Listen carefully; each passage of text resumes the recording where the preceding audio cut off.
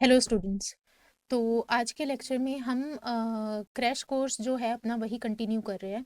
और यहाँ पे हम जो एनसीईआरटी का चैप्टर 9 है जो ray optics and optical instrument है उसकी थ्योरी और क्वेश्चंस को समझेंगे। ठीक है, तो स्टार्ट करते हैं। ये हमारा डिस्क्लेमर है। ये जो है यहाँ पे हमने कुछ जेई मेंस का जो प्रीवियस 5 इयर्स का क्या ट्रेंड एनालिसिस रहा है कि किस टॉपिक से क्वेश्चंस जो है वो पूछे गए हैं और कितने मार्क का कवर किया है किस टॉपिक से, वो यहाँ पे ईयरली डिस्ट्रीब्यूशन आपको दिख जाएगा। इसमें क्या गिवन है कि जो आपका चैप्टर का जो वेटेज है वो कितना है, 3.4% है।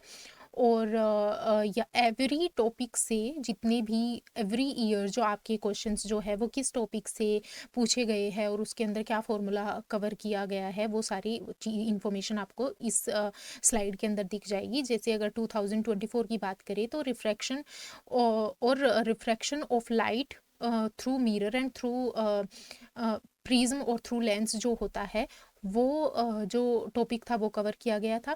कॉन्सेप्ट आपको उसके लिए समझ में आना चाहिए कि अपरेंट डेप्थ का क्या कॉन्सेप्ट होता है और उसका क्या फॉर्मूला होता है, और जो प्रिज्म का जो फॉर्मूला होता है और उसकी जो ज्योमेट्री होती है प्रिज्म की वो आपको थोड़ी क्लियर होनी चाहिए। ये वाला जो 2024 में क्वेश्चन आया था उसको कवर करने के लिए। ठीक है, क्या था, नंबर ऑफ क्वेश्चन जो थे वो 2 क्वेश्चन आए थे और डिफिकल्टी लेवल जो था उसका वो एवरेज था। ठीक है, और ऐसे ही आपको पिछले 5 सालों का क्या डिस्ट्रीब्यूशन रहा था वो इस स्लाइड में आपको देखने को मिल जाएगा। उसके बाद हम स्टार्ट कर रहे हैं अपने इंडेक्स से कि जो आज के लेक्चर में हम स्टार्ट करेंगे रिफ्लेक्शन ऑफ लाइट के कॉन्सेप्ट से। उसके बाद हम कवर करेंगे मिरर फार्मूला कि मिरर फार्मूला क्या होता है और उसको कैसे अप्लाई करते हो आप किसी दूसरे क्वेश्चंस पे। ठीक है, फिर हम रिफ्रैक्शन ऑफ लाइट को समझेंगे। उसके बाद हम रिफ्रैक्शन जो है वो रेक्टेंगुलर स्लैब से कैसे रिफ्रैक्शन होता है, एक ग्लास स्लैब होगी उसकी ज्योमेट्री को थोड़ा थ्रू इमेज हम समझेंगे और उसकी मैथमेटिक्स जो है वो कैसे इन्वॉल्व है उसके अंदर वो भी हम कवर करेंगे स्लाइड्स में। ठीक है, उसके बाद हम अपेरेंट शिफ्ट का एक कॉन्सेप्ट होता है उसको हम समझेंगे। उसके बाद हम टोटल इंटरनल रिफ्लेक्शन जो होता है उसको समझेंगे कि कैसे एक लाइट रे जो है वो टोटली किसी मीडियम के अंदर रिफ्लेक्ट कर जाती है। ठीक है, उसके बाद हम एक स्फेरिकल सरफेस जो होती है उससे हमारा रिफ्रैक्शन कैसे होता है, पहले हम रिफ्लेक्शन को मिरर से अच्छे से समझेंगे, उसके बाद हम रिफ्रैक्शन के केस पे आएंगे कि कैसे जो है स्फेरिकल सरफेस से क्या होता है, रिफ्रैक्शन कैसे होता है। ठीक है, उसके बाद हम लेंस मेकर फॉर्मूला को भी डिस्कस करेंगे। फिर हम जाएंगे कि जो मेरा लेंस होता है उससे रिफ्रैक्शन कैसे होता है उसको थोड़ा कवर करेंगे। उसके बाद जो टॉपिक होता है पावर ऑफ लेंस का कि लेंस की अगर आपके पास फोकल लेंथ है तो उससे आप क्या फाइंड कर सकते हैं, पावर कैसे फाइंड कर सकते हैं लेंस की, वो आप देखेंगे। उसके बाद हम रिफ्रैक्शन जो है किसी प्रिज्म से कैसे हो सकता है वो समझेंगे। ठीक है, तो स्टार्ट करते हैं हम आज का लेक्चर। तो सबसे पहले हम स्टार्ट कर रहे हैं कहाँ से, रिफ्लेक्शन ऑफ लाइट के कॉन्सेप्ट से। ठीक है, तो क्या होता है कि जो रिफ्लेक्शन ऑफ लाइट का कॉन्सेप्ट है उसके अंदर आपके पास एक इंसिडेंट रे है, वो एक किसी भी स्मूथ सरफेस पे टकराई, वो टकराने के बाद वो एक पर्टिकुलर डायरेक्शन में मूव कर जाएगी। ठीक है, बाउंस बैक कर जाएगी या मूव कर जाएगी। तो ये जो फिनोमेना होता है कि एक लाइट रे आई किसी सरफेस पे टकराई वहाँ से वो दूसरे डायरेक्शन में बाउंस बैक कर गई, इसको हम बोलते हैं रिफ्लेक्शन का फिनोमेना। ठीक है, अब इस वाले डायग्राम में आपको दिख रहा है कि क्या क्या गिवन है आपको, इंसिडेंट रे है, ये रिफ्लेक्टेड रे है, ये आपका एंगल ऑफ इंसिडेंस है जो नॉर्मल के साथ बना है, और ये आपका क्या है, एंगल ऑफ रिफ्लेक्शन है। ठीक है, तो हमारे पास रिफ्लेक्शन के केस में 2 लॉज होते हैं जो आपको याद रखनी है। फर्स्ट जो है वो क्या कहता है कि जो इंसिडेंट रे, रिफ्लेक्टेड रे और जो नॉर्मल है वो तीनों एक ही प्लेन में होते हैं। फर्स्ट लो ये है। और जो दूसरा लो है वो आपको ये मेंशन कराता है कि जो एंगल ऑफ इंसिडेंस होगा और जो एंगल ऑफ रिफ्लेक्शन होगा वो क्या होगा, दोनों इक्वल होंगे वो दोनों एंगल। ठीक है, ये मेरा सेकंड लॉ ऑफ रिफ्लेक्शन है। ठीक है, उसके बाद जो है मेरा रिफ्लेक्शन जो है वो फ्रॉम अ प्लेन मिरर कैसे होता है वो हम थोड़ा समझेंगे इस वाली स्लाइड पे। कि अगर ऐसा है कि आपके पास एक प्लेन मिरर है, ठीक है, उस पे एक लाइट जो है वो टकराई इंसिडेंट की एक एंगल आई पे।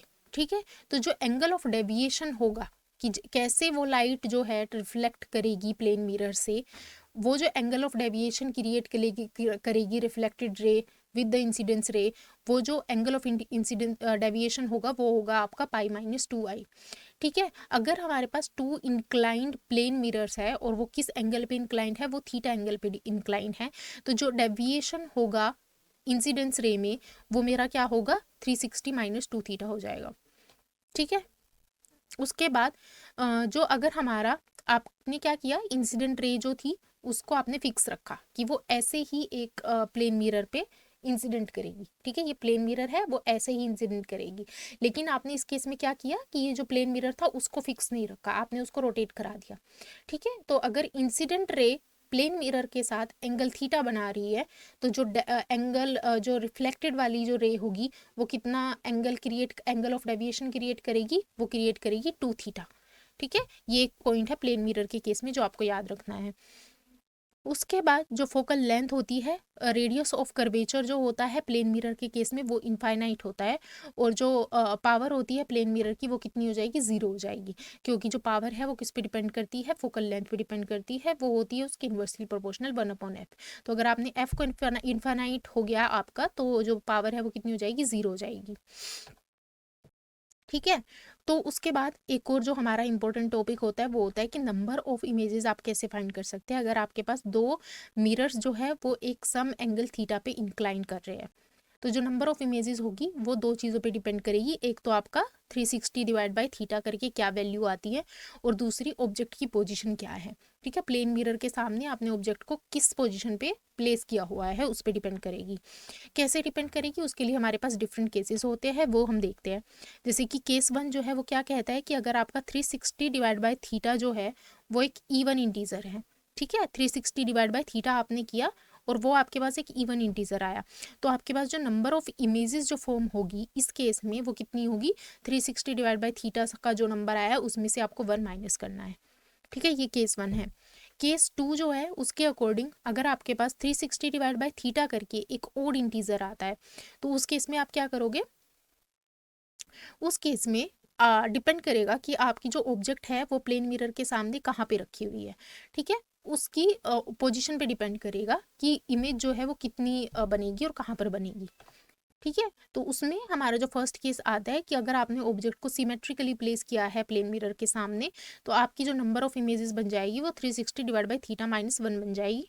अगर आपने एसिमेट्रिकली प्लेस किया है ऑब्जेक्ट को in front of the mirror plane mirror, तो जो नंबर ऑफ इमेजेस होगी वो वही नंबर रहेगा 360 डिवाइड बाई थीटा जो आपका ओड नंबर आया है।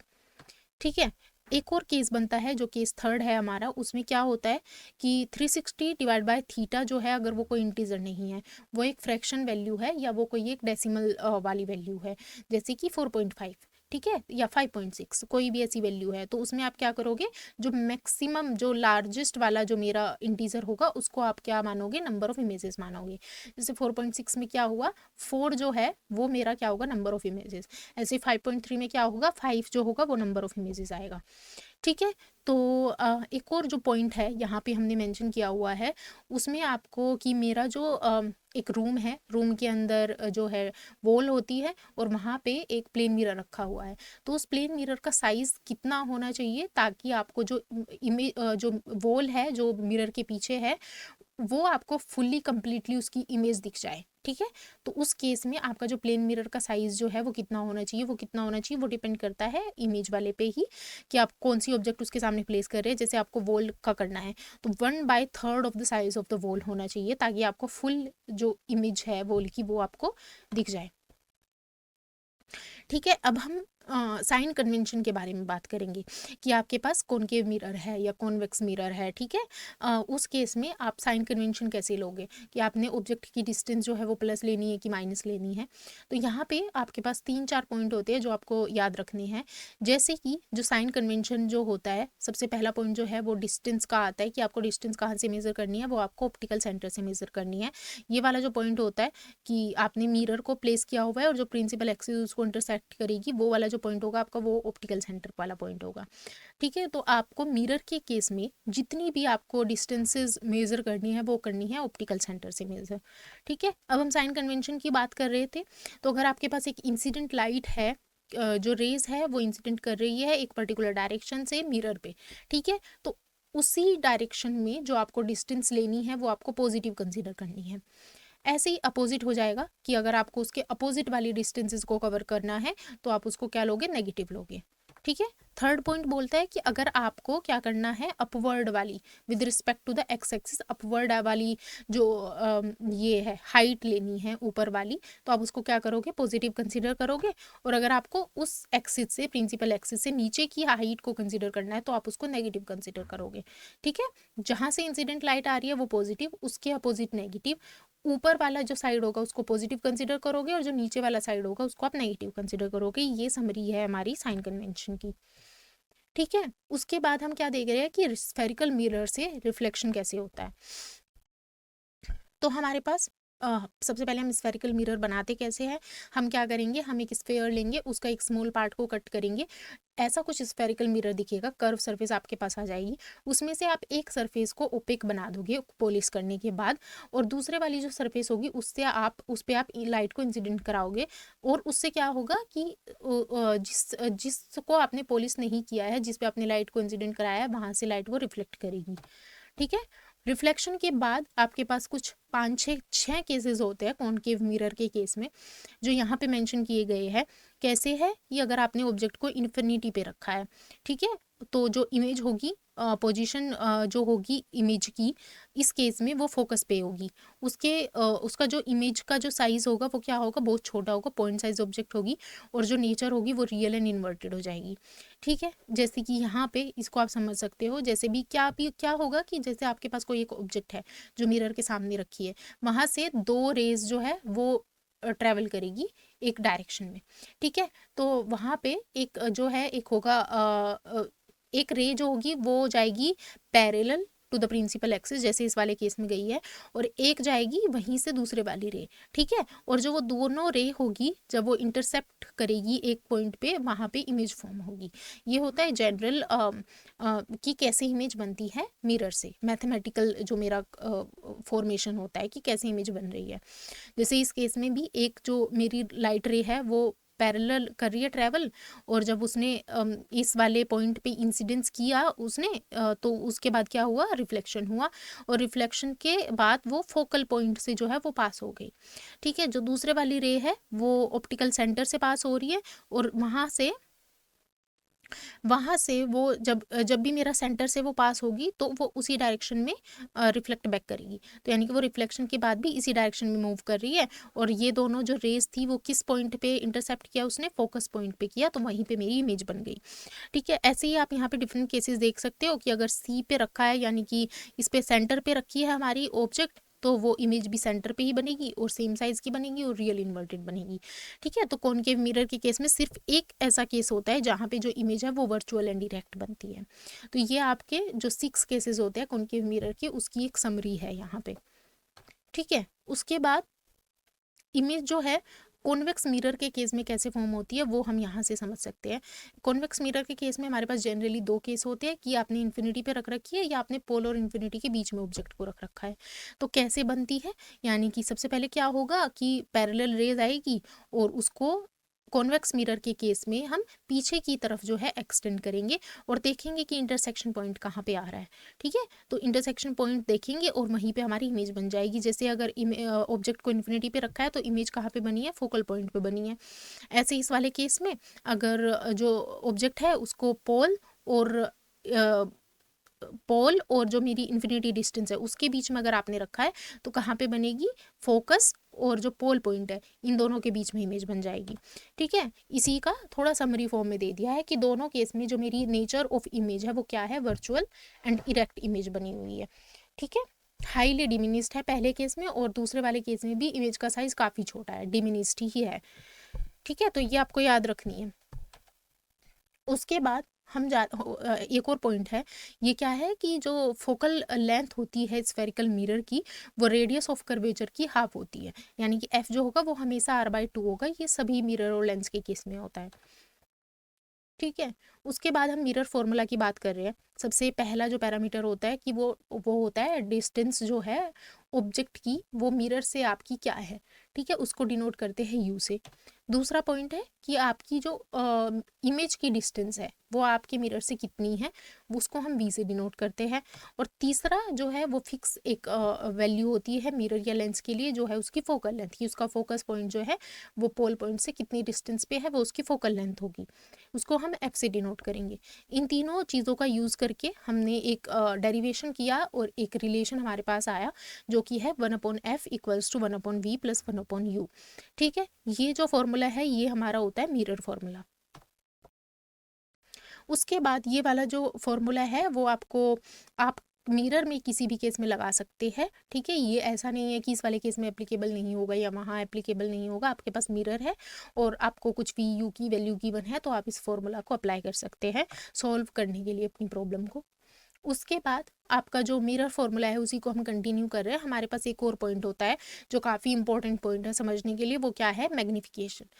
ठीक है, तो जो मैग्निफिकेशन वर्ड होता है उसका जो मेन वो होता है रोल, कि मैग्निफिकेशन क्या बताता है कि जो एक ऑब्जेक्ट है वो कितनी मिरर ने मैग्नीफाई की है, ठीक है, उसका साइज ऑब्जेक्ट के कंपेरेटिवली इमेज का साइज कितना बढ़ा है या कितना घटा है, ठीक है। तो वो जो रिलेटिव वाला डिफरेंस होता है साइज में इमेज की, वो कौन बताता है, वो बताता है मैग्निफिकेशन। ये मैग्निफिकेशन का कॉन्सेप्चुअल मीनिंग है। मैथमेटिकली हम मैग्निफिकेशन को कैसे डिनोट करते हैं, ये होता है height of the image to the height of the object. ये उन दोनों का रेशियो होता है जिसको हम एम से डिनोट करते हैं, ठीक है। तो मैथमेटिकली हमने क्या लिखा है, height of the image divided by height of the object, यानी कि H prime divide by H, ठीक है। हाइट ऑफ द इमेज को एच प्राइम से डिनोट किया है और हाइट ऑफ ऑब्जेक्ट को एच से डिनोट किया है। ओके, हमारे पास एक और फॉर्मूला होता है जिससे हम मैग्निफिकेशन को का जो एक्सप्रेशन है उसको लिख सकते हैं। वो क्या होता है, v डिवाइड बाई यू, ठीक है। एच प्राइम, तो हमारा जो मैग्निफिकेशन का फॉर्मूला होता है H prime divide by H, और वही इक्वल होता है माइनस वी अपॉन यू के। v क्या है, इमेज की डिस्टेंस क्या है मिरर से, और जो u है वो ऑब्जेक्ट की डिस्टेंस क्या है u से, ठीक है। वो उसको ऐसे करके मेंशन किया गया है और ये हमारा फाइनल एक्सप्रेशन होता है मैग्निफिकेशन का। ओके, तो अब हम मूव कर रहे हैं रिफ्रैक्शन पे, कि हमने रिफ्लेक्शन को समझ लिया है, लाइट बाउंस बैक करती है इंसिडेंट होने के बाद एक मिरर पे, उसको हम रिफ्लेक्शन बोलते हैं। अब हम रिफ्रैक्शन पे आते हैं। तो रिफ्रैक्शन के केस में क्या होता है, कंसिडर करो कि हमारे पास एक ट्रांसपेरेंट मीडियम है जिसके अंदर कोई भी लाइट रे जो है वो ट्रेवल कर सकती है। तो क्या होगा कि जो लाइट रे है जो इंसिडेंट हुई है वो उस स्मूथ सरफेस पे टकराएगी और उसका कुछ पार्ट जो है वो रिफ्लेक्ट कर जाएगा और कुछ पार्ट जो है उस मीडियम के अंदर ट्रेवल कर जाएगा, ठीक है। तो ये वाला केस होता है, इंसिडेंट रे जो है, रिफ्लेक्टेड रे और ट्रांसमिटेड लाइट यानी कि रिफ्रैक्टेड रे, उसमें ब्रेक हो जाती है, ठीक है। तो जो रे ऑफ लाइट है जैसे इस वाले डायग्राम में रिप्रेजेंट किया गया है कि इंसिडेंस रे जो है वो मेरी ओब्लिकली एट सम एंगल आई पे वो कर रही है, प्रोपेगेट कर रही है, ठीक है। जब वो उस पे इंटरफेस ऑफ मीडियम पे टकराती है तो वो रिफ्लेक्टेड रे और रिफ्रैक्टेड रे, ठीक है, इन दोनों में क्या कर जाती है, ब्रेक कर जाती है।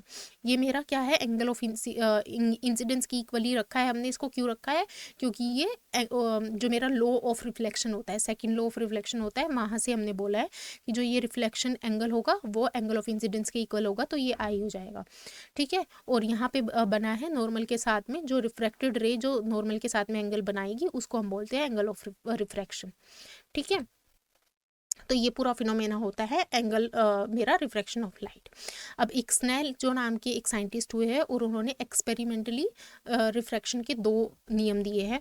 उन दो में से फर्स्ट जो मेरा लॉ है वो क्या कहता है कि जो इंसिडेंट रे है, जो रिफ्रैक्टेड रे है और जो नॉर्मल है, इंटरफेस पे जो हमने यहाँ पे नॉर्मल ड्रॉ किया है, ये तीनों क्या है, एक ही प्लेन में लाई करते हैं, ठीक है। जो दूसरा पॉइंट उन्होंने दिया था वो ये था कि जो आई और आर है वो एक तरीके से रिलेटेड होते हैं। कैसे रिलेटेड होते हैं कि जो साइन ऑफ आई होगा और जो साइन ऑफ आर होगा, अगर आप उन दोनों का रेशियो लोगे तो वो एक कांस्टेंट के इक्वल आता है, ठीक है। ये उन्होंने बताया था। अब हम ये जो सेकंड वाला लॉ है इसको थोड़ा सा मैथमेटिकल फॉर्म में एक बार देखते हैं कि कैसे लिखते हैं हम इसको। तो स्नेल्स लॉ ने क्या बोला कि साइन का जो आपका इंसिडेंस एंगल का जो साइन से आप कर दोगे और जो आर का अगर आपने साइन फॉर्म ली तो उन दोनों का जो रेशियो होगा वो किसकी इक्वल होगा, n/1 की इक्वल हो जाएगा।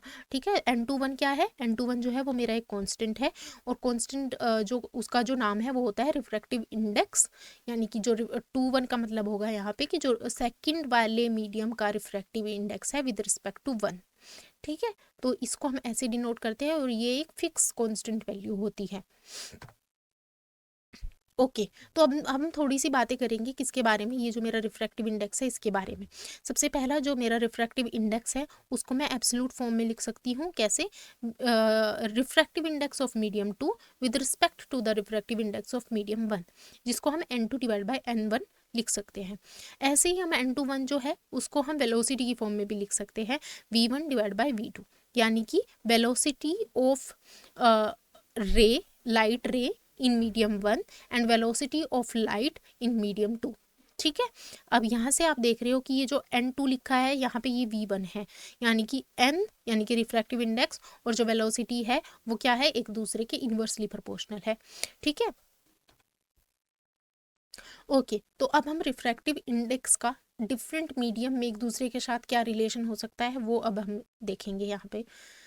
तो क्या होता है कि जब लाइट जो है वो एक मीडियम से दूसरे मीडियम में ट्रैवल करती है, मीडियम 1 टू मीडियम 2 ट्रैवल कर रही है, तो आप उसको डिनोट करोगे कि n/1 से, यानी कि refractive index of medium 2 with respect to medium 1। Okay, then अगर आपकी जो रे है वो मीडियम 1 से मीडियम 2 में ट्रैवल, मीडियम 2 से मीडियम 1 में ट्रैवल कर रही है, तो आप उसको दूसरे तरीके से लिख सकते हो n/2, यानी कि refractive index of medium 1 with respect to medium 2।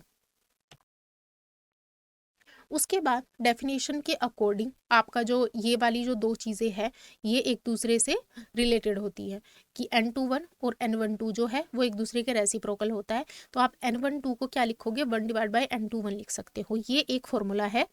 ठीक है, उसके बाद हमारा जो रिफ्रैक्शन होता है मल्टीपल मीडियम में कैसे होता है वो हम यहाँ से समझेंगे, कि क्या हो रहा है कि अगर आपका जो एक रे है वो मीडियम 1 से 2 में ट्रैवल कर रही है, फिर वो 2 मीडियम से 3 मीडियम में ट्रैवल कर रही है, यानी कि मल्टीपल मीडियम्स में ट्रैवल कर रही है।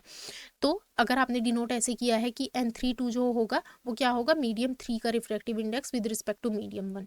तो ये जो तीनों रिफ्रैक्टिव इंडेक्स होंगे, यानी कि मीडियम 1 का विद रिस्पेक्ट टू 2, देन 2 का विद रिस्पेक्ट टू 3 और 3 का विद रिस्पेक्ट टू 1, ये जो तीनों रिफ्रैक्टिव इंडेक्स होंगे वो एक दूसरे से एक पर्टिकुलर एक्सप्रेशन के थ्रू जो है वो रिलेट होंगी। कैसे रिलेट होंगे वो हम मैथमेटिकली हमने यहाँ पे डिनोट किया है, कि जो n/1 होगा, n/2 और n/3 इन तीनों का अगर आपने प्रोडक्ट लिया तो वो 1 के इक्वल आएगा।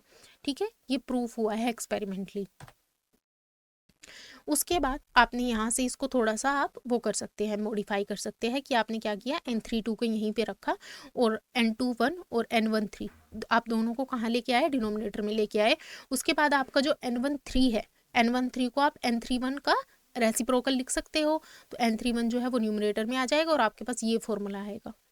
ठीक है, यहाँ से आप मीडियम 3 का विद रिस्पेक्ट टू 2 क्या रिफ्रैक्टिव इंडेक्स होगा वो आप यहाँ से इस फॉर्मूला से बता सकते हैं। अब हम स्टार्ट करते हैं कि जो हमारा रिफ्रैक्शन जो है वो एक रेक्टेंगुलर ग्लास स्लैब से कैसे रिफ्रैक्शन होता है। अब हम उसकी ज्योमेट्री को थोड़ा समझते हैं, कि यहाँ पे आपको एक मीडियम ग्लास की एक रेक्टेंगुलर स्लैब गिवन है, उसके ऊपर यहाँ पे एक मीडियम एयर है और दूसरी साइड भी मीडियम जो है वो एयर है। ठीक है, तो उसमें क्या होता है कि आपकी ए बी डायरेक्शन में एक लाइट रे इंसिडेंट हुई, यहाँ पे आपको n1 जो है वो एक नॉर्मल है। ठीक है, वो इंसिडेंट हुई, उसके बाद क्या होगा, रिफ्रैक्शन होगा, लाइट रे जो है वो एयर से ग्लास में ट्रैवल करेगी, वहाँ पे कुछ कुछ हुआ, यानी कि वहाँ पे एक आपके पास नॉर्मल के साथ कोई एंगल क्रिएट होगा, जो रे थी वो इस पर्टिकुलर डायरेक्शन में जाने वाली थी जो जे से डिनोट किया गया है, लेकिन क्या हुआ कि शिफ्ट हुआ उसकी पोजिशन में और वो इस वाली डायरेक्शन में मूव कर गई BC के थ्रू। ठीक है, उसके बाद आपको उसमें उसको एक और दूसरा इंटरफेस दिखा, जो क्या था, ग्लास से एयर में मूव करने वाला था। तो उसके बाद लाइट रे जो है वो इस वाले इंटरफेस पे टकराएगी और वापस से वो रिफ्रैक्शन करेगी, और अब वो क्या कर रही है, एयर से उसने ट्रैवल करना स्टार्ट किया था, फिर वो ग्लास में गई और वो वापस से एयर में गई। ठीक है। तो इस तरह का जो केस होता है, जब एक रे जो है वो एक मीडियम से दूसरे मीडियम में ट्रेवल करती है और वो वापस से पहले वाले मीडियम में क्या कर जाती है, टर्न बैक कर जाती है। ठीक है। तो उस वाले केस में आपकी मैथमेटिक्स जो है वो रिफ्रैक्टिव इंडेक्स की और जो एंगल ऑफ इंसिडेंस और एंगल ऑफ रिफ्रैक्शन है वो कैसे एक दूसरे से रिलेट करेंगे, वो अभी हम यहाँ पे देखेंगे। ठीक है। तो अभी क्या हो रहा है कि मीडियम 1 से ग्लास में गई है, उसके बाद वो वापस से मीडियम 1 में ट्रेवल की है। ठीक है। उसके बाद यहाँ पे दो दो जो है इंटरफेस आपको देखने को मिले हैं। पहला जो था, जो पहला रिफ्रैक्शन हुआ वो कब हुआ, जब जो रे है मेरी वो एयर से ग्लास में गई। और दूसरे वाला जो मेरा इंटरफेस पे जो रिफ्रैक्शन हुआ, सेकंड रिफ्रैक्शन, वो कब हुआ, जब जो रे थी वो कहाँ पे गई है, ग्लास से एयर में गई है। ठीक है। तो हमारा जो angle of low of refraction जो होता है, जो स्नेल्स लॉ था, उसके अकॉर्डिंग हम क्या लिख सकते हैं कि जो n1 साइन i1 है वो n2 साइन r1 के इक्वल है। ठीक है। ऐसे ही जो n2 साइन i2 होगा वो किसके इक्वल होगा, वो होगा n1, क्योंकि ये वाला मीडियम फिर से एयर है और उसका रिफ्रैक्टिव इंडेक्स कितना है, n1 है, तो n1 साइन r2 के इक्वल होगा। ठीक है। ये ऐसे गिवन है। यहाँ पे आपको ये आप जो है वही मुझे बताया गया है कि क्या, कि जो I1 है वो क्या है, एंगल ऑफ इंसिडेंस है, R1 जो है वो एंगल ऑफ रिफ्रैक्शन है। ऐसे ही दूसरे वाली सरफेस के लिए यहाँ पे बताया गया है। उसके बाद आपका जो ज्योमेट्री है, ज्योमेट्री से हम बता सकते हैं कि ये जो, क्योंकि लाइट जो थी, रे जो थी वो ट्रेवल कर रही है मीडियम एयर से ग्लास में और उसके बाद ग्लास से फिर से एयर में। ठीक है। तो इस केस में क्या होगा कि जो R2 है वो I1 के इक्वल होगा। ये जो एमरजेंस वाला एंगल हुआ है यहाँ पे, R2 जो है वो I1 के इक्वल होगा। ठीक है। एक और पॉइंट जो आप यहाँ पे सोच रहे होंगे कि जो लाइट थी, वो रे थी, वो यहाँ से इस जे वाली डायरेक्शन में ट्रैवल करने वाली थी, लेकिन उसने क्या किया, उसने अपनी डायरेक्शन चेंज करी, उसकी वेलोसिटी चेंज हुई। वेलोसिटी क्यों चेंज हुई, क्योंकि रिफ्रैक्टिव इंडेक्स जो है ग्लास का वो डिफरेंट है एयर से। ठीक है। वो वापस से एयर वाले मीडियम में गई, फिर से उसके अंदर कुछ शिफ्ट इन पोजिशन आया, तो यानी कि कुछ तो शिफ्ट इन पोजिशन हुआ है, जो जिसको हम लेटरल शिफ्ट बोल रहे हैं, लेकिन एंगुलर डेविएशन कुछ नहीं हुआ है। यानी कि यहाँ पे जो वो एंगल क्रिएट कर रही थी नॉर्मल के साथ, वहाँ पे भी उसने सेम ही एंगल क्रिएट किया है। तो यानी कि there is no angular deviation, लेकिन एक लेटरल शिफ्ट आया है, पोजिशन में एक शिफ्ट आया है लाइट रे की। ठीक है। ये आपको यहाँ से समझ में आया होगा। उसके बाद एक कॉन्सेप्ट होता है हमारा, जो होता है अपरेंट शिफ्ट का। ठीक है। अपरेंट शिफ्ट क्या होता है कि अगर आपकी कोई भी एक ऑब्जेक्ट जो है वो किसी और दूसरे मीडियम में रखी हुई है और आप उसको पहले वाले या आप अपने किसी मीडियम से उसको देखने की कोशिश कर रहे हो, तो उसमें क्या होगा कि आपको उसकी रियल जो डेप्थ होगी या रियल जो हाइट होगी वो आपको नहीं दिखाई देगी, आपको एक थोड़ा सा चेंज दिखाई देगा। ठीक है। वो जो चेंज होता है कि रियल नहीं दिखाई दे रही है लेकिन एक चेंज दिखाई दे रहा है, उसको हम बोलते हैं अपरेंट शिफ्ट। ठीक है। ऐसे ही यहाँ पे क्या हो रहा है कि एक्चुअल पोजीशन से दूसरे वाली पोजीशन आपको दिखाई दे रही है, उसको हम बोलते हैं अपरेंट डेप्थ।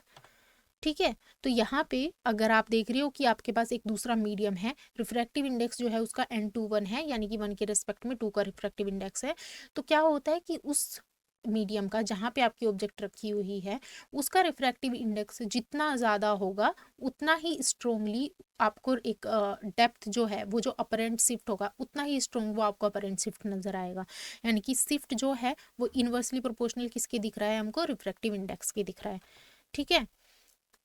तो जैसे कि यहाँ पे ये जो डायग्राम दिया गया है इसमें आप देख सकते हो कि ऑब्जर्वर ने पहले उसको नॉर्मल से देखा, उसके बाद उसने उसको एट सम एंगल देखा, लेकिन कोई डिफरेंस नहीं आया। उसको पहले भी जो ऑब्जेक्ट ओ पे रखी हुई थी वो ओ प्राइम पे दिख रही थी, और जब उसने उसको किसी एंगल से देखा तभी भी ओ वाली जो ऑब्जेक्ट थी वो उसको ओ प्राइम पे नज़र आ रही है। ठीक है। यानी कि एंगल से कुछ लेना देना नहीं है, किस पे डिपेंड कर रहा है, जो मेरा मीडियम है उसका जो रिफ्रैक्टिव इंडेक्स है वो क्या है, उस पर डिपेंड कर रहा है। ठीक है। तो अगर ये वाली जो आपकी लेंथ है जहाँ पे पहले ऑब्जेक्ट आपकी रखी हुई है एक्चुअली, उसको हम रियल डेप्थ बोल रहे हैं, H2 से डिनोट कर रहे हैं, और अगर ऑब्जर्वर को वो ओ प्राइम पे दिख रही है तो ओ प्राइम से यहाँ तक की जो डिस्टेंस है उसको उन्होंने अपरेंट डेप्थ बोला है, और उसको हमने H1 से क्या किया है, डिनोट किया है। ठीक है। तो हमारे पास एक रिलेशन भी होता है जो H1 और H2 को रिलेट करता है, वो क्या है वो हम देख सकते हैं यहाँ पे, जो होता है कि अपेरेंट डेप्थ H1 जो होगा वो real depth H2 divide by जो रिफ्रैक्टिव इंडेक्स होगा उस मीडियम का with respect to the first medium, वो हम यहाँ पे लिखेंगे n2 1। ठीक है। ऐसे ही हम अपेरेंट शिफ्ट का भी कैलकुलेशन कर सकते हैं। ओ प्राइम जो होगा, यानी कि ये कितना अपेरेंट शिफ्ट हुआ है, वो क्या होगा, रियल डेप्थ में से आप अपेरेंट डेप्थ को क्या कर दोगे, माइनस कर दोगे, और आपके पास ये फॉर्मूला आ जाएगा H2 1 minus 1 divide by N2 1। ठीक है, उसके बाद हम मूव कर रहे हैं अपने एक दूसरे कॉन्सेप्ट पे, जिसका है नाम टोटल इंटरनल रिफ्लेक्शन। ओके, तो टोटल इंटरनल रिफ्लेक्शन के लिए सबसे पहली कंडीशन होती है कि आपकी जो लाइट रे है वो ट्रेवल करनी चाहिए डेंसर टू रेयरर मीडियम। ठीक है, डेंसर और रेयरर मीडियम है, ये किस पे डिपेंड करता है, रिफ्रैक्टिव इंडेक्स पे। अगर रिफ्रैक्टिव इंडेक्स ज़्यादा है तो मीडियम डेंसर है, अगर रिफ्रैक्टिव इंडेक्स कम है तो मीडियम जो है वो आपका रेयरर है। तो लाइट रे कहाँ से कहाँ ट्रेवल कर रही है, डेंसर से रेयर में कर रही है।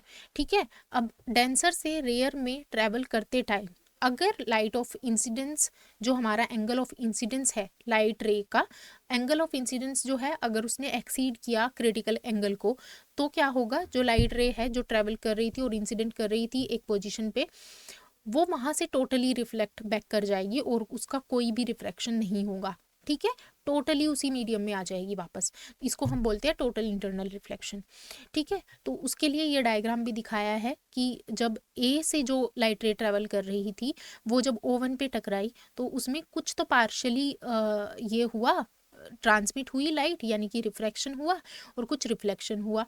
फिर एक पॉइंट O2 पे उसने क्या किया, वापस से वो O2 पे टकराई, उसमें भी कुछ रिफ्लेक्शन हुआ और कुछ रिफ्रैक्शन हुआ। ठीक है, जब वो O3 पे टकराई तो जो IC है, यानी कि अब यहाँ पे एंगल ऑफ इंसिडेंस जो है वो एंगल ऑफ क्रिटिकल एंगल के इक्वल है, तो यहाँ पे लाइट रे ने कोई ट्रांसमिट नहीं हुई और वो एट 90 डिग्री पे प्रोपेगेट कर गई। उसके बाद ये जो आई है वो ग्रेटर देन IC है, तो यहाँ पे जो लाइट रे है वो टोटली रिफ्लेक्ट कर गई इंटरनली, कोई भी रिफ्रैक्शन नहीं हुआ, कोई भी लाइट क्या हुई, ट्रांसमिट नहीं हुई। ठीक है, अब क्रिटिकल एंगल जो है वो क्या होता है, एक स्पेसिफिक एंगल होता है ऑप्टिकली डेंसर मीडियम के लिए, जहाँ पे कोई भी एक रिफ्रैक्शन, जो एंगल ऑफ रिफ्रैक्शन होता है रेयरर मीडियम का वो 90 डिग्री होता है।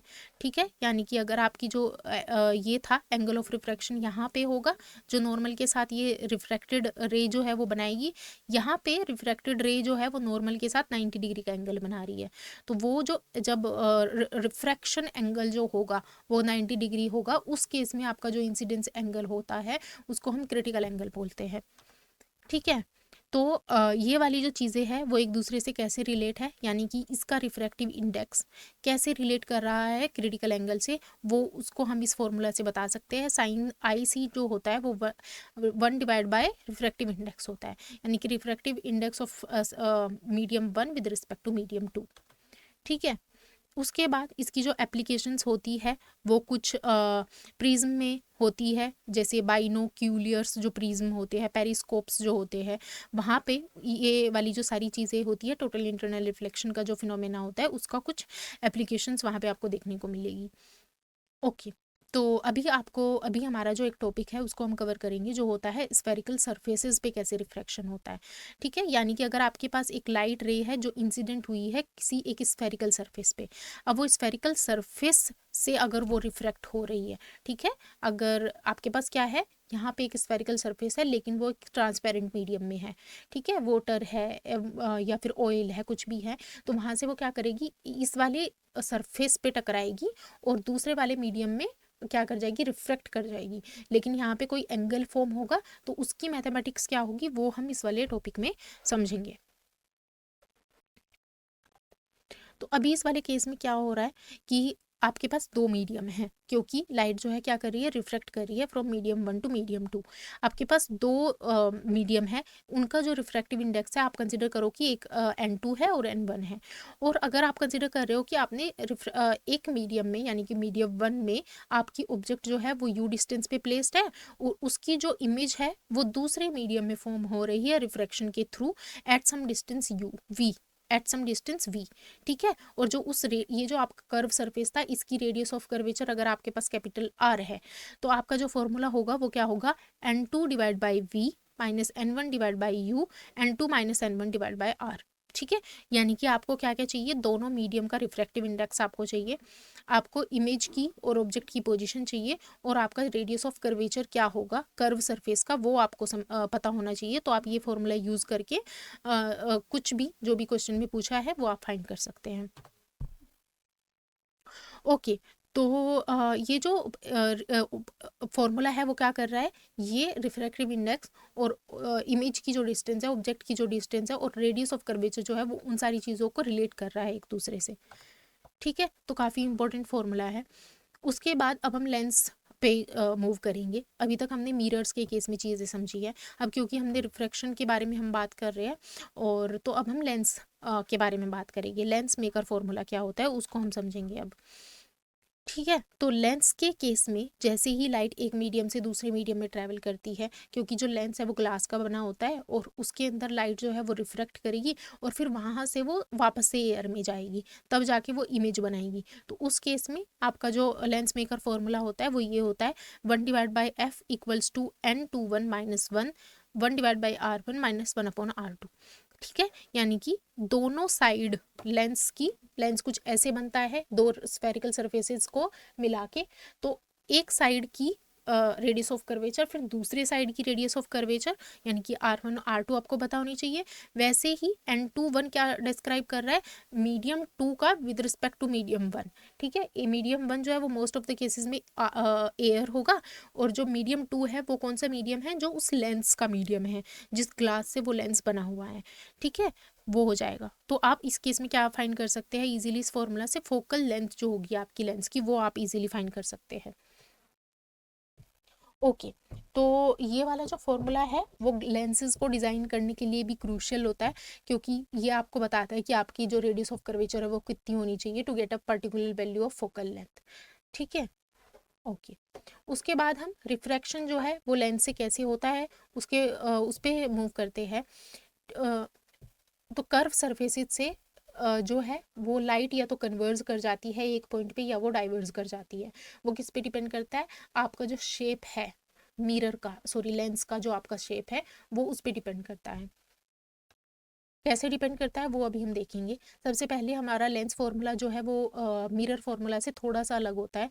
वो क्या हो जाएगा, 1/f जो हो जाएगा 1/v - 1/u हो जाएगा।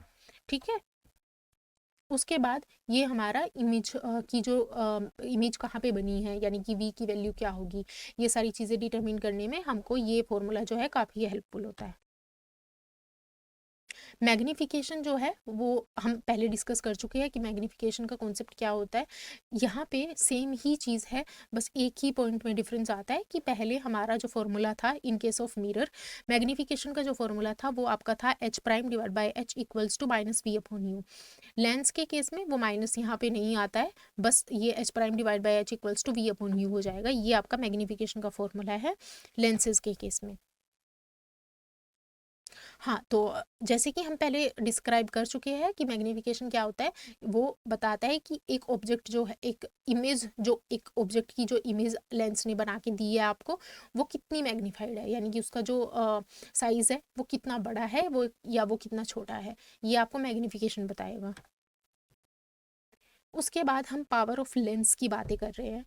ठीक है, पावर ऑफ लेंस जो है ये भी एक इम्पॉर्टेंट टॉपिक होता है। वो हम जनरली जो है कितना कन्वर्ज और डाइवर्ज एक लेंस जो है वो लाइट रेज को कर सकता है, ये उसकी पावर बताती है। ठीक है, कॉन्सेप्चुअली ये लाइन है। और जो मैथमेटिकली है हम कैसे करते हैं, हम p = 1/f कर देते हैं। आपके पास फोकल लेंथ की कोई एक वैल्यू होनी चाहिए और वो जो वैल्यू है वो मीटर में होनी चाहिए। ठीक है, तो आप इसको इस फॉर्मूला में पुट कराएंगे और आपके पास पावर की जो है वैल्यू आ जाएगी। अगर आपके पास f की जो वैल्यू है वो सेंटीमीटर में गिवन है तो आपको 100/f करना पड़ेगा। ठीक है, तो आपको पावर ऐसे मिल जाएगी। उसके बाद अगर आपके पास क्या है, कॉम्बिनेशन ऑफ लेंसेज है। ठीक है, एक लेंस के बाद दूसरा लेंस रखा हुआ है और आप देख रहे हो कि उससे जो मेरी इमेजेस बन रही है उसका जो पावर है वो कितनी है, ठीक है, वो आपको अगर देखना है तो यानी कि आपके पास क्या है, डिफरेंट नंबर ऑफ लेंसेज है, सबकी क्या होगी, डिफरेंट फोकल लेंथ होगी, ठीक है। अब डिफरेंट फोकल लेंथ होगी तो यानी कि जो पावर है वो भी उसकी अलग अलग आएगी। तो जैसे कि अगर आपको यहाँ पे दो लेंस ऐसे कॉन्टिन्यूसली एक दूसरे के साथ रखे हुए हैं, इस इमेज में दो लेंस रखे हुए हैं, अगर आपके पास तीसरा चौथा ऐसे भी रखा हुआ है तो जो फॉर्मूला लगेगा टोटल पावर निकालने का, उस केस में वो हो जाएगा फर्स्ट लेंस की पावर, फिर सेकंड लेंस की पावर, फिर थर्ड लेंस की पावर, और उन सबको आप क्या कर दोगे, ऐड कर दोगे, तो आपके पास टोटल पावर आ जाएगी। ये सिंपल फॉर्मूला है, ठीक है। तो अगर आपके पास पावर आप ऐसे निकाल सकते हो, तो आपने क्या किया, फिर उसके बाद आप पावर का फॉर्मूला यहाँ पे सब्स्टिट्यूट कर दो, 1/f1 plus 1/f2 plus 1/f3, ठीक है। तो ये क्या हो गया, इफेक्टिव फोकल लेंथ मिल जाएगी कॉम्बिनेशन ऑफ लेंसेज की। तो जो एसआई यूनिट होती है पावर की वो डायोप्टर होती है, और 1 डायोप्टर जो है वो 1 मीटर इनवर्स के इक्वल होता है। जो पॉजिटिव पावर है वो इंडिकेट करती है कि आपका जो लेंसेज है वो कन्वर्जिंग लेंस है, और अगर आपकी पावर जो है कैलकुलेट करने के बाद नेगेटिव आ रही है तो यानी कि इससे पता चलता है कि आपके पास जो लेंस है, लेंस का जो कॉम्बिनेशन है वो आपका क्या है, डाइवर्जिंग लेंस है। ओके, तो अभी हम बात कर रहे हैं कि रिफ्रैक्शन जो है वो प्रिज्म से कैसे होता है, उसके बारे में हम बात करेंगे। तो प्रिज्म जो है उसके अंदर वो एक ट्रांसपेरेंट एक मीडियम से बना होता है, ठीक है। उसके अंदर चार सरफेसेस होती है ऐसे, जो मेड ऑफ ग्लास होता है, या तो वो ग्लास से बना होगा या क्वार्ट्ज से बना होगा, ठीक है। फ्लैट सरफेसेस होती है, पॉलिश्ड, ठीक है। उसके बाद उसको कुछ इस तरीके से अरेंज किया जाता है कि उसकी एक सरफेस पे लाइट जो है वो इंसिडेंट होगी, फिर जो लाइट है वो उसके मटेरियल के अंदर क्या करेगी, ट्रेवल करेगी, ट्रांसमिट करेगी, रिफ्रैक्शन होगा। उस रिफ्रैक्शन के केस में जो लाइट रे है, अगर हमारे पास में वाइट लाइट है तो वो डेविएट कर जाती है, वो जो है 7 कलर्स में डिवाइड हो जाती है, ठीक है। बिकॉज ऑफ किस वजह से होता है ये, कि जो मेरी लाइट रेज के अंदर जो डिफरेंट उसके पार्ट्स होते हैं, कि जैसे वाइट लाइट जो है उसके पास आपके पास 7 जो है उसके कलर्स होते हैं, तो वो जो है उन 7 कलर्स की वेवलेंथ डिफरेंट है, यानी कि उस मीडियम के अंदर वो अलग वेलोसिटी से ट्रेवल करते हैं, जिसकी वजह से जो एंगल ऑफ डेविएशन है वो 7 कलर्स के लिए डिफरेंट होता है, ठीक है। तो ये आपको ज्योमेट्री जो है यहाँ पे प्रिज्म के केस में देखने को मिलती है, कि क्या है कि ये वाइट लाइट को स्प्लिट कर देता है स्पेक्ट्रम ऑफ कलर्स में, ठीक है। और इमेज को ओरिएंट भी कर सकते हैं हम प्रिज्म की हेल्प से। तो क्या होता है कि जब लाइट जो है वो प्रिज्म में ट्रैवल करती है तो वो दूसरी साइड से एमर्ज करती है, ठीक है। तो उस वाले केस में अंदर जब वो लाइट रे होती है तो उसका जो पाथ है वो डेविएट कर जाता है, ठीक है। उसको हम एंगल ऑफ डेविएशन बोलते हैं, जो यहाँ से इस डेल्टा से शो किया गया है। जब वो लाइट जो है जब वो डेविएट करती है अपने पाथ से, तो वो एक angle of incidence, angle of deviation create करती है, और उस एंगल ऑफ डेविएशन को डेल्टा से डिनोट किया है।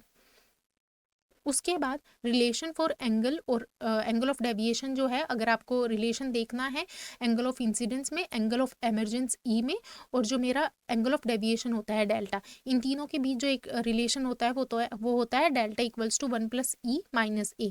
ए क्या है, ए है आपका एंगल ऑफ प्रिज्म, ये वाला एंगल ऑफ प्रिज्म, ठीक है। यहाँ पे बनता है एंगल ऑफ प्रिज्म, जो यहाँ पे सो नहीं है डायग्राम में, लेकिन यहाँ पे एक एंगल ऑफ प्रिज्म बनता है, और आई प्लस ई माइनस ए अगर आप कर दोगे तो वो आपको डेल्टा के इक्वल मिलेगा, ठीक है।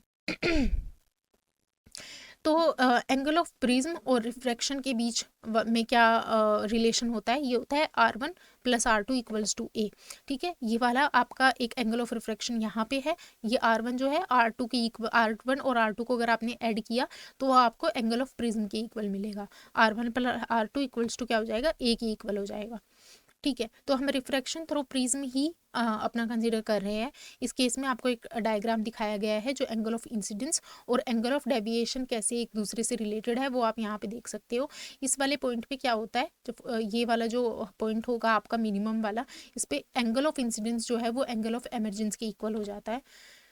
उसके बाद जो हमारा कंडीशन है सिमेट्रिक रे पाथ के लिए, जब एंगल ऑफ इंसिडेंस जो है वो एंगल ऑफ एमरजेंस के इक्वल होता है, यहाँ पे आपको, आप जब मैथमेटिकली चीज़ों को डेराइव करोगे और देखोगे तो हमको क्या मिलता है कि जो R1 है वो R2 के इक्वल होगा, और वो a/2 जो है एंगल ऑफ प्रिज्म का हाफ हो जाएगा, ठीक है। तो एंगल ऑफ डेविएशन जो है वो इस केस में क्या हो जाता है, मिनिमम हो जाता है, इस सिमेट्रिक वाले केस में। तो यानी कि जो डेल्टा है वो मिनिमम एंगल ऑफ डेविएशन से डिनोट होता है, जिसको हम लिखते हैं D with subscript small M. ठीक है, इस केस में हमारे पास एक फॉर्मूला भी रिफ्रैक्टिव इंडेक्स का डेराइव हम करते हैं, n2 डिवाइड बाय n1, यानी कि जो मेरा रिफ्रैक्टिव इंडेक्स है मीडियम 2 का विद रिस्पेक्ट टू मीडियम 1, उसका जो फॉर्मूला है वो आपको साइन की रेशियो के फॉर्म में दिखता है, angle of prism plus minimum deviation angle divide by 2, और कंप्लीट के डिवाइड में आता है डिनोमिनेटर में आपका साइन a/2। ठीक है, ये भी एक काफ़ी इंपॉर्टेंट फॉर्मूला है प्रिज्म के केस में। उसके बाद जो स्मॉल एंगल प्रिज्म की अगर आपको बात करनी है, यानी कि थिन प्रिज्म की अगर आप बात कर रहे हो, जिसके केस में क्या होगा, अगर थिन प्रिज्म है तो जो ये DM होगा, मिनिमम एंगल डेविएशन जो है आपका वो बहुत स्मॉल होता है। ठीक है, बहुत स्मॉल होगा, तो जो ये DM का जो फॉर्मूला आएगा उस केस में आपका आ जाएगा n21 - 1 मल्टीप्लाई बाय a।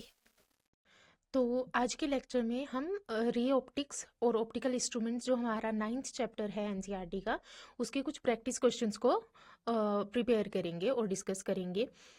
और ये जो हमारा लेक्चर है वो क्रैश कोर्स का एक लेक्चर है, तो इसमें हमने जो स्टेप्स है वो फुली डिटेल में नहीं लिखे हैं, लेकिन आपको एक स्टेप के बाद दूसरे स्टेप में कहाँ से क्या आया है वो अच्छे से समझ में आ जाएगा। तो आपको थोड़ा ध्यान से हर एक स्टेप को देखना है। तो चलिए स्टार्ट करते हैं। ये हमारा डिस्क्लेमर है, और इंडेक्स जो है वो ये कहता है कि हमारे आज के लेक्चर में टोटल 6 प्रैक्टिस क्वेश्चंस हैं।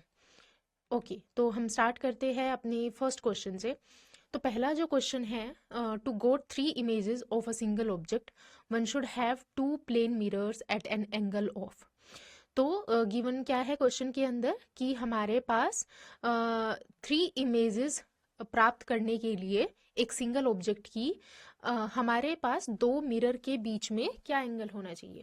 यानी कि अगर मेरे पास 2 प्लेन मिरर है, उनको मुझे कैसे एडजस्ट कराना है, कैसे उन दोनों के बीच में एक पर्टिकुलर एंगल डालना है ताकि मुझे एक सिंगल ऑब्जेक्ट की 3 इमेज मिल सके। ठीक है, तो इसमें हम फॉर्मूला यूज़ करेंगे जो हमने रे ऑप्टिक्स का जो हमारा थियोरी वाला लेक्चर था उसके अंदर, जो हमने जस्ट इससे पहले कवर किया है, उसके अंदर हमने एक फॉर्मूला डिस्कस किया था और हम वही यहाँ पे यूज़ करेंगे। ठीक है, तब तक आप इस क्वेश्चन को ट्राई भी कर सकते हैं वीडियो को पॉज करके। तो चलिए इसका सॉल्यूशन देखते हैं। तो इसका जो आंसर है वो हमारा ऑप्शन बी है। अब हम देखते हैं कि इसका सॉल्यूशन स्टेप बाय स्टेप क्या होगा और कितनी नंबर ऑफ इमेजेस हमको एक ऑब्जेक्ट के लिए मिल सकती है, और 3 नंबर ऑफ इमेजेस हमको एक ऑब्जेक्ट के लिए मिल सकती है कि उसके लिए क्या मेरा 2 प्लेन मिरर्स के बीच में एंगल होना चाहिए। ओके, तो इमेजेस फाइंड करने का जो हमारे पास फॉर्मूला होता है वो होता है 360 डिवाइड बाई थीटा -1। यहाँ पे ये गिवन है। तो यहाँ पे जो मेरा ये फॉर्मूला है n equals to 360 divide by theta -1, इसमें मैंने n की वैल्यू जो है वो 3 पुट कराई है। तो मैं क्या करूँगी अभी इसको सॉल्व करने के लिए, +1 ये जो -1 है इसको दूसरी साइड लेके जाऊँगी तो वो 3 + 1 4 हो जाएगा, और फिर उसको 4 को इधर इस थीटा को दूसरी साइड लेके जाएंगे हम, और जो 4 है वो डिनोमिनेटर में आ जाएगा। फिर 4 से 360 को डिवाइड करेंगे तो मेरा क्या हो जाएगा, 90 डिग्री मेरा एंगल आ जाएगा। और क्या फाइंड करना था हमको, एंगल फाइंड करना था 2 प्लेन मिरर के बीच में। तो हमारा जो एंगल है वो 90 डिग्री होना चाहिए ताकि हमको 3 इमेजेस मिल सके 2 प्लेन मिरर के बीच में। ठीक है, तो ये हमारा फर्स्ट क्वेश्चन था। अब हम अपना नेक्स्ट क्वेश्चन देखते हैं। नेक्स्ट क्वेश्चन में the maximum magnification that can be obtained with a convex lens of focal length 2.5 cm is। Okay, तो क्या फाइंड करना है, मैक्सिमम मैग्निफिकेशन फाइंड करना है किसके लिए, कॉन्वेक्स लेंस के लिए, जिसकी फोकल लेंथ जो है वो 2.5 सेंटीमीटर गिवन है, और list distance of distinct vision जो है वो 25 सेंटीमीटर गिवन है। ठीक है, तो अभी हम देखते हैं कि हम कैसे इस फॉर्मूला, इस क्वेश्चन के लिए 25 सेंटीमीटर जो डिस्टिंक्ट विजन गिवन है उसको हम कैसे यूज करेंगे, और मैक्सिमम मैग्निफिकेशन हम क्या फाइंड करेंगे। ओके, तो मैक्सिमम मैग्निफिकेशन जो होता है उसका फॉर्मूला हमारे पास होता है -v/u, या फिर इमेज की हाइट डिवाइड बाय ऑब्जेक्ट की हाइट। ठीक है, अगर इमेज हाइट के बारे में कोई बात नहीं हुई है क्वेश्चन में, जैसे कि इस वाले क्वेश्चन में नहीं हुई है, तो हमको क्या यूज करना है, v/u, हमको वो वाला फॉर्मूला यूज करना है। तो ये मैंने आपको हिंट दिया है, आपको v/u वाला फॉर्मूला यूज करना है। अभी आप उसको एक बार सोल्व करके देख लो वीडियो पॉज करके। और मैं सॉल्यूशन की तरफ बढ़ती हूँ। तो इस क्वेश्चन का जो करेक्ट आंसर है वो मेरा ऑप्शन डी होगा। और इसका सॉल्यूशन अब हम स्टेप बाय स्टेप देखेंगे।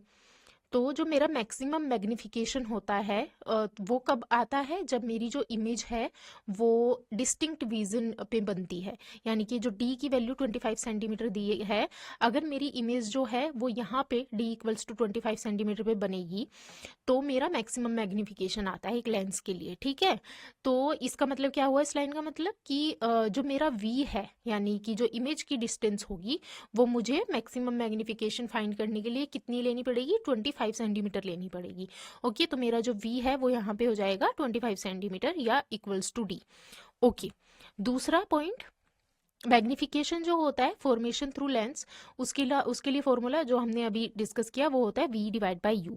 ओके, उसके बाद जो मेरा नेक्स्ट स्टेप है वो क्या है, ये हमने अभी बोला कि जो d है वो 25 सेंटीमीटर है, और जो मेरी मैक्सिमम मैग्निफिकेशन फाइंड करने के लिए मेरा जो इमेज की डिस्टेंस होनी चाहिए वो d की इक्वल होनी चाहिए।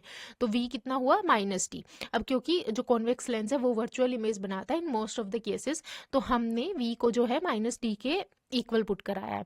ठीक है, अब जो u होता है वो मेरा जहाँ पे ऑब्जेक्ट रखी होती है वहीं से लाइट रे ट्रेवल करती है, और साइन कन्वेंशन के अकॉर्डिंग हम u को क्या लेंगे, -u लेकर आगे क्वेश्चन सॉल्व करते हैं।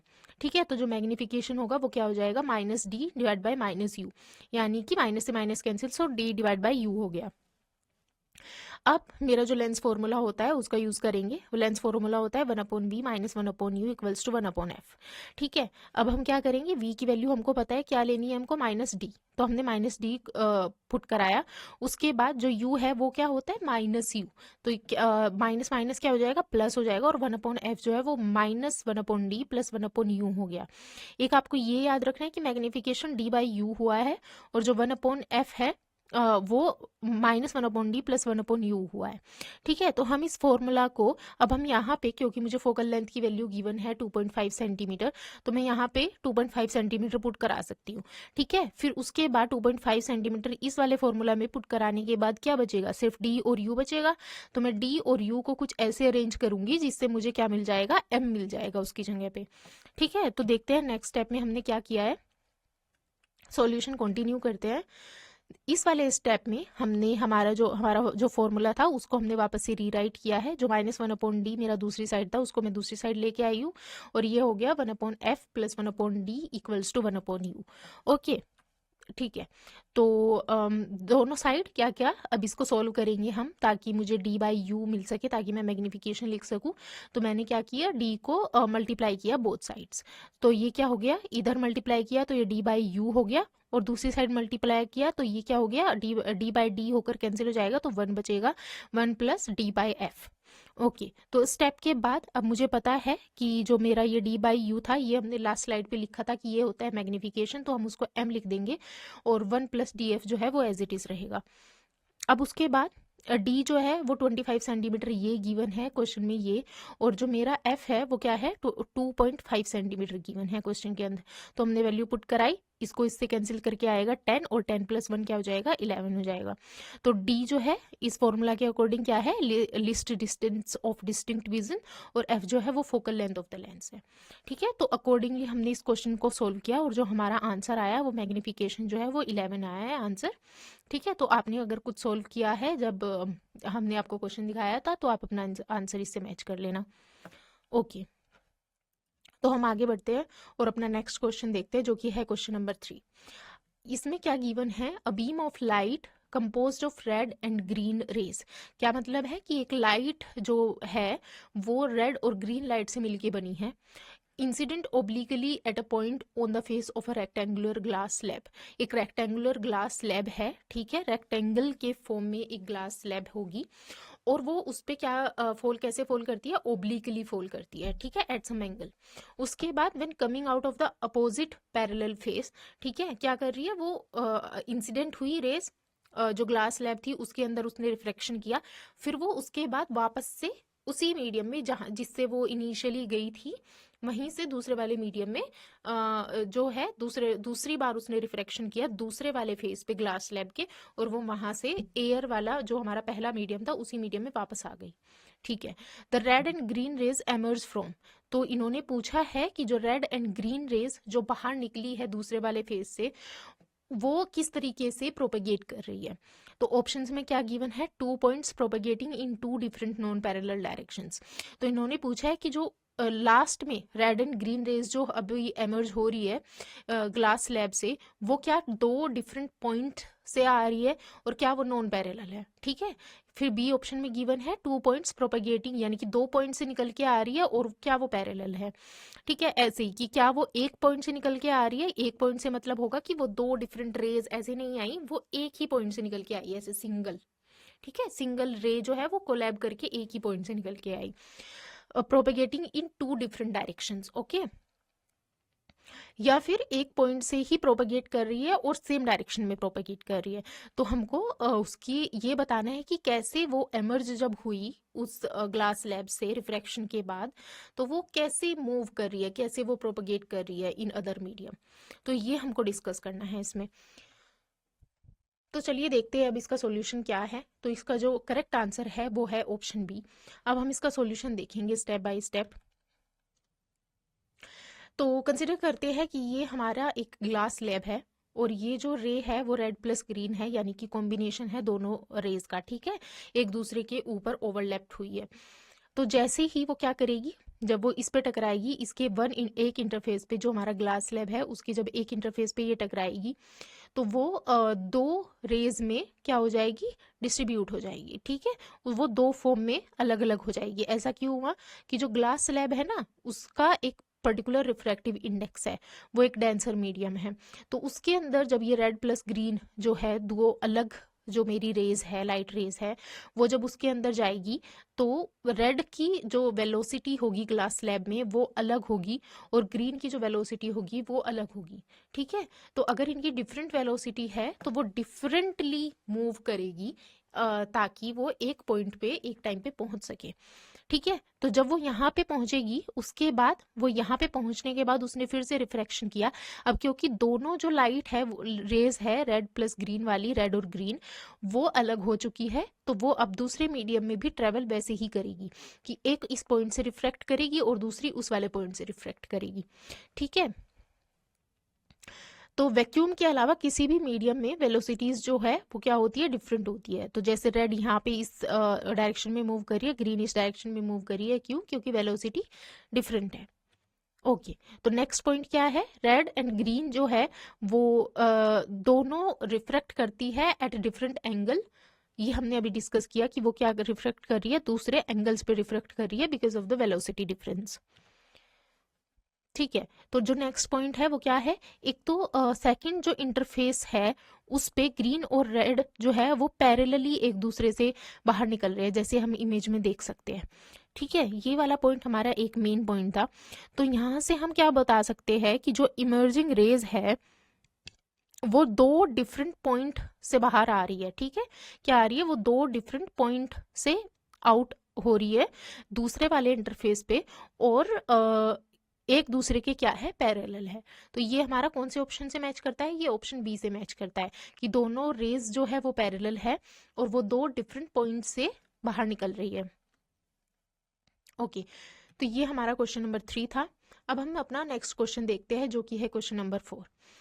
क्वेश्चन नंबर 4 में क्या गिवन है, optical path of a monochromatic light is same if it goes through 4 centimetre of glass और 4 सेंटीमीटर ऑफ वाटर। ठीक है, यानी कि जो ऑप्टिकल पाथ है, ऑप्टिकल पाथ होता है कि जो एक रे है वो किसी और मीडियम में ट्रेवल कर रही है। ठीक है, तो उस मीडियम में का जो रिफ्रैक्टिव इंडेक्स होगा, अगर आपने उसने कितना उसके अंदर ट्रेवल किया, कितनी डिस्टेंस, अगर आप उन दोनों का प्रोडक्ट ले दोगे, ठीक है, म्यू का यानी कि refractive index multiply the distance, वो हो जाएगी आपकी ऑप्टिकल पाथ लेंथ। ठीक है, तो optical path of a monochromatic light is same as if goes through 4 centimetre of glass और 4.5 centimetre of water. Okay, the refractive index of the glass is, refractive index जो है वो glass का given है और आपको वाटर का बताना है। ठीक है, आप इस क्वेश्चन को ट्राई कर सकते हैं। हैं एक वीडियो को पॉज करके 1 मिनट के लिए, क्योंकि मैंने आपको फॉर्मूला बता दिया है ऑप्टिकल पाथ लेंथ का, तो आप इजीली इसको सोल्व कर सकते हैं। तो अभी हम नेक्स्टली मूव करते हैं कि हमारा सॉल्यूशन क्या होगा इसका, और हम देखेंगे स्टेप बाय स्टेप सॉल्यूशन। तो इसका जो करेक्ट आंसर है वो होगा मेरा ऑप्शन बी। अब हम इसका सॉल्यूशन स्टार्ट करते हैं। तो मेरा जो ऑप्टिकल पाथ लेंथ होती है, जैसा मैंने आपको बताया कि जब कोई भी लाइट जो है वैक्यूम के अलावा किसी और मीडियम में ट्रैवल करती है, तो कुछ डिस्टेंस x जो है, जब उसने रिफ्रैक्टिव इंडेक्स म्यू वाले मीडियम में ट्रैवल किया है, तो उसकी जो ऑप्टिकल पाथ लेंथ का जो फॉर्मूला हो जाएगा लाइट का, वो हो जाएगा म्यू मल्टीप्लाई x। ठीक है, तो उसके बाद हमारे पास में क्या गिवन है, ग्लास का रिफ्रैक्टिव इंडेक्स गिवन है, उसने ग्लास में कितनी डिस्टेंस कवर की है वो गिवन है, और वाटर में कितनी डिस्टेंस कवर की है वो गिवन है, और वाटर का रिफ्रैक्टिव इंडेक्स जो है वो क्या है वो मुझे फाइंड करना है। और एक और इन्फॉर्मेशन गिवन है कि ऑप्टिकल पाथ लेंथ जो है वो दोनों के लिए क्या है, सेम है। तो अभी हम क्या करेंगे, दोनों के लिए सेम पुट करा देंगे, और फिर अपना रिफ्रैक्टिव इंडेक्स ऑफ वाटर जो है वो हम इजीली फाइंड कर सकते हैं। ठीक है, तो नेक्स्ट स्टेप में हमने क्या किया, म्यू जी एक्स जी जो है वो म्यू डब्ल्यू एक्स डब्ल्यू कर दिया। दोनों की जो ऑप्टिकल पाथ लेंथ है दोनों को हमने इक्वल पुट कराया। ओके, उसके बाद हमने वैल्यूज पुट कराई जो यहाँ पे गिवन है 1.53 multiply 4 mu W multiply 4.5। Okay, तो हम इजीली यहाँ से क्या फाइंड कर सकते हैं, म्यू डब्ल्यू। तो म्यू डब्ल्यू को हमने इस साइड रखा, और 4.5 जो है वो कहाँ आ गया, डिनोमिनेटर में। तो अभी आपको बस कैलकुलेशन करनी है, 4 की मल्टीप्लाई करना 1.53 में, और उसको डिवाइड कर देना 4.5 से, और आपके पास जो म्यू डब्ल्यू है वो 1.36 आ जाएगा। ठीक है, तो यानी कि इसका जो करेक्ट आंसर जो होगा वो मेरा ऑप्शन बी होगा, 1.36। ओके, तो अब हम अपना जो नेक्स्ट क्वेश्चन है उस पर मूव करते हैं। ये जो क्वेश्चन है ये जेईई मींस 2015 का क्वेश्चन है। देखते हैं कि क्वेश्चन के अंदर कौन सा कॉन्सेप्ट यूज हो रहा है और क्या क्वेश्चन है। तो स्टार्ट करते हैं। On a hot summer night the refractive index of air smallest near the ground. Okay, तो इन्होंने क्या बोला है कि जो रिफ्रैक्टिव इंडेक्स है एयर का, वो जो ग्राउंड के आसपास में जो एयर है उसका रिफ्रैक्टिव इंडेक्स जो है वो थोड़ा कम है, स्मॉल है, and increases with height from the ground. और जैसे जैसे ग्राउंड से ऊपर एक हाइट पे जाते हैं ऐसे ऐसे, तो जो एयर जा रही है, एयर यहाँ पे ग्राउंड पे कुछ है, ठीक है, फिर जैसे जैसे ऊपर जा रही है तो वहाँ पे कुछ एयर है, जो एयर है वहाँ पे वो इंक्रीज कर रहा है रिफ्रैक्टिव इंडेक्स। ठीक है, यानी कि इस टाइम हमारे पास जो मीडियम है वो एयर है, और मीडियम का जो रिफ्रैक्टिव इंडेक्स है वो एक पर्टिकुलर वैल्यू नहीं है, वो यहाँ पे ग्राउंड के पास में कम है, और उससे आगे आगे वो आगे हाइट पे जा जाके क्या हो रहा है, इंक्रीज कर रहा है। ठीक है, तो when a light beam is directed horizontally as it travels the light beam. ठीक है, तो लाइट बीम के बारे में बात करनी है। अगर क्या हो रहा है कि जो मेरी लाइट बीम है वो डायरेक्टेड हॉरिजॉन्टली, यानी कि अगर मेरी जो एयर है ना उसका तो ऐसे ऐसे है रिफ्रैक्टिव इंडेक्स में चेंज, और जो मेरी वो है क्या नाम जो मेरी बीम है जो हॉरिजॉन्टली है, लाइट बीम जो है वो ऐसे है हॉरिजॉन्टली। ठीक है, तो अभी मुझे लाइट बीम के बारे में बताना है कि उसमें क्या चेंजेस आएंगे जैसे जैसे वो उस मीडियम में ट्रेवल करेगी जिसका जो रिफ्रैक्टिव इंडेक्स है वो चेंज हो रहा है हाइट के साथ।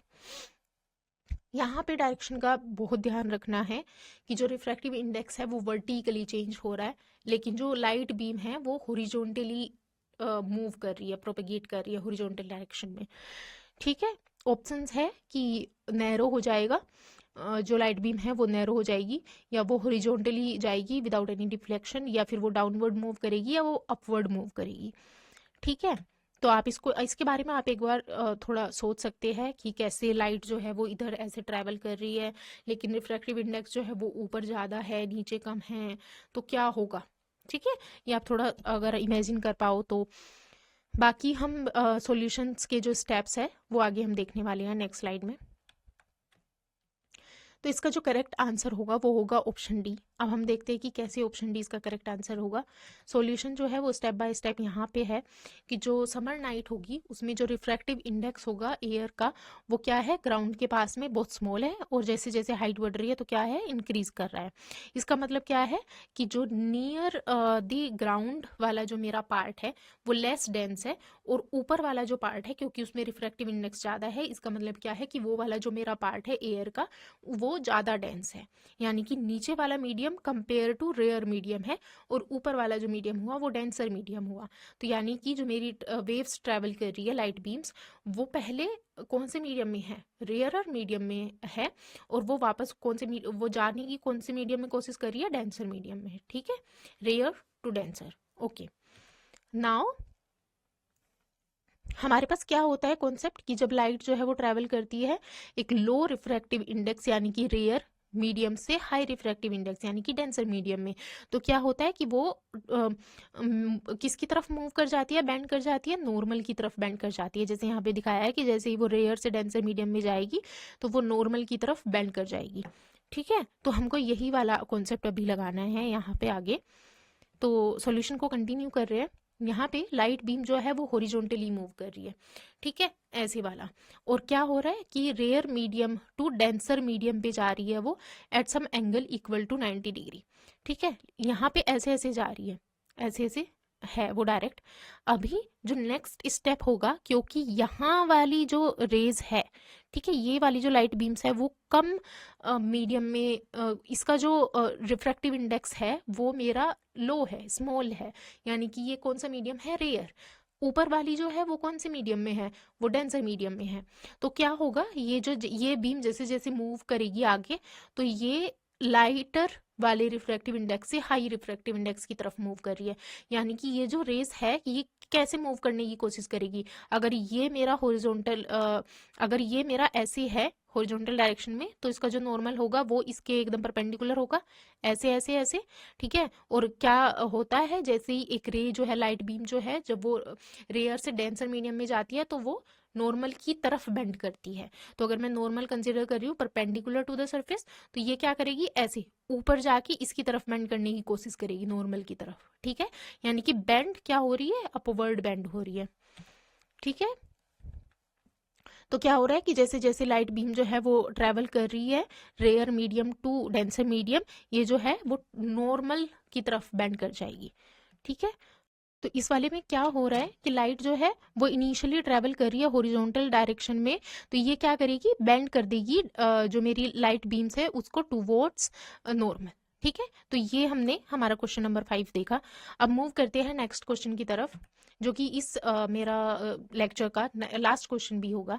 क्वेश्चन नंबर 6, क्या गिवन है, a ray of light is incident on the surface of separation of a medium at an angle 45 degree. Okay, तो जो एक रे लाइट है, रे ऑफ लाइट जो है वो इंसिडेंट कर रही है on a surface of separation of a medium eight angle 45 degree. ठीक है, 45 डिग्री पे वो इंसिडेंट कर रही है, यानी कि एंगल ऑफ इंसिडेंस कितना हुआ, 45 degree, and is refracted in the medium at an angle of 30 degree. और वो रिफ्रैक्ट कर रही है दूसरे मीडियम में किस एंगल पे, 30 डिग्री पे, यानी कि एंगल ऑफ रिफ्रैक्शन कितना है, 30 degree. What will be the speed of light in the medium, जब वो एक मीडियम से दूसरे मीडियम में ट्रैवल कर रही है जिसमें वो रिफ्रैक्ट कर रही है, उस मीडियम में उसकी स्पीड कितनी होगी, ये आपको बताना है। ठीक है, इसके लिए डायरेक्ट हम सबसे पहले स्नेल्स लॉ यूज करेंगे और उसमें एक और फॉर्मूला ऐड कर देंगे, वो हमारा होगा रिफ्रैक्टिव इंडेक्स जो है वो वेलोसिटी से कैसे कनेक्टेड है, वो हम उसमें एक और फॉर्मूला लगा देंगे, तो हमारा ये क्वेश्चन सॉल्व हो जाएगा इजीली। ठीक है, मैंने हिंट दे दिया है, आप इसको वीडियो पॉज करके एक बार ट्राई कर सकते हैं। तो अभी हम देखते हैं इसका आंसर क्या होगा। इसका आंसर जो है वो करेक्ट होगा ऑप्शन बी, और जो इसका सॉल्यूशन है वो हम देखते हैं स्टेप बाय स्टेप। इसमें हम स्नेल्स लॉ यूज करेंगे, यानी कि जो रिफ्रैक्टिव इंडेक्स है वो sine i divide by sine r होता है, और जो रिफ्रैक्टिव इंडेक्स है वो वेलोसिटी से भी रिलेट होता है with this formula c divide by v. Okay, अब मुझे रिफ्रैक्टिव इंडेक्स की कोई इन्फॉर्मेशन गिवन नहीं है, मुझे इन्फॉर्मेशन चाहिए वेलोसिटी की, और मुझे गिवन है angle of incidence and angle of refraction. Okay, तो मैं क्या करूंगी, मैं इस म्यू को यहाँ से नहीं लूंगी और मैं सिर्फ इतना फॉर्मूला यूज करूंगी, तो क्या हो जाएगा, sine i divide by sine r equals to c by v. ठीक है, अब क्या हुआ, v को मैं इधर लेके गई और c जो है c के साथ में आ गया साइन r, और c के डिनोमिनेटर में आ गया साइन i, तो ये फॉर्मूला हो गया। और अब मेरे पास सारी इन्फॉर्मेशन मुझे गिवन है। c जो है वो होता है स्पीड ऑफ लाइट, तो c हो जाएगा 3 × 10⁸ और साइन r जो है वो साइन 30 डिग्री हो जाएगा। तो सी की जो वैल्यू है वो हमने पुट कराई 3 × 10⁸ और साइन आर जो है आर मुझे गिवन है 30 डिग्री, तो साइन 30 डिग्री हो जाएगा। आई भी मुझे गिवन है 45 डिग्री, तो ये हो जाएगा साइन 45 डिग्री। तो मुझे वैल्यूज इनकी पता है, साइन 30 होता है हाफ और साइन 45 होता है 1/√2। तो अभी हम बस वैल्यू पुट कराएंगे और उसको सॉल्व कर लेंगे। और 3 × 10⁸ फिर डिवाइड बाय √2 आ जाएगा, और उसको हम जब डिवाइड करेंगे तो हमारे पास वेलोसिटी ऑफ वेव जो होगी वो आएगी 2.12 10⁸ मीटर पर सेकेंड। ठीक है, तो ये था हमारा लास्ट क्वेश्चन का आंसर। Thank you students.